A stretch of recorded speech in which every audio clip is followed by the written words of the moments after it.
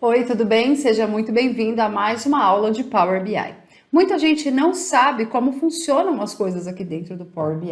E aí acabam confundindo com o próprio Excel, onde a gente pode digitar informações. Aqui no Power BI a gente não digita coisas, a gente importa informações vindos de bases externas. Essas bases podem ser em PDF, em Excel, no próprio links de internet, e a gente traz essas informações para cá para trabalhar. Então, como funciona o fluxo de dados normalmente aqui dentro? Claro, tem outras maneiras de trabalhar, como quando eu estou dentro da empresa e a própria empresa libera um fluxo, um conjunto de dados. Não é essa situação que eu estou falando. Eu estou falando de usuários comuns que estão importando suas próprias bases. Então, como funciona? Eu estou aqui com o Power BI aberto e aí eu vou importar, tá? Vou começar importando do próprio Excel, mas poderia escolher qualquer outro conector ali dentro. Então, eu vou escolher a pasta onde está salvo o meu arquivo. E aí eu vou fazer a importação, então, dessa pasta aqui para dentro. Então, vou pegar essa minha pasta, vou abrir, e aí o Power BI vai fazer a leitura dos meus dados. Aqui o Power BI já fez a primeira leitura, diferenciando o objeto tabela do que não é tabela. Então, tem os símbolozinhos aqui em azul, eu vou importar os três. E aí eu vou pedir para transformar. Então, o fluxo normal é a gente importar a informação de fora para dentro e vir para dentro do Power Query. Então, aqui dentro do Power Query, eu faço as tratativas que forem necessárias para a gente trabalhar. Bom, uma vez que eu trabalhei, fiz o ajuste, verifiquei o que eu precisava trabalhar, eu fecho o Power Query e vou para dentro do Power BI. E aí, lá dentro, eu começo de baixo para cima. Normalmente, ó, ele está carregando as informações aqui para dentro.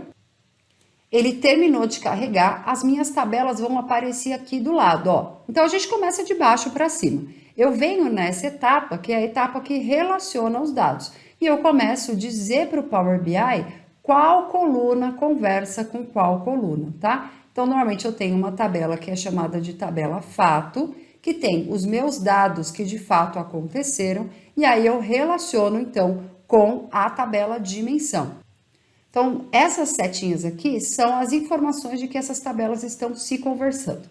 Eu terminei de fazer o relacionamento, eu vou para a etapa de cima, e aí eu vou trabalhar coluna por coluna, dizendo para o Power BI que tipo de informação eu tenho ali. Lá no Power Query eu digo o tipo de dado que eu tenho, se é um texto, se é uma data. Aqui eu conto para ele a formatação. Então, por exemplo, eu poderia vir aqui e falar para ele que essa formatação, na verdade, precisa estar como uma data curta.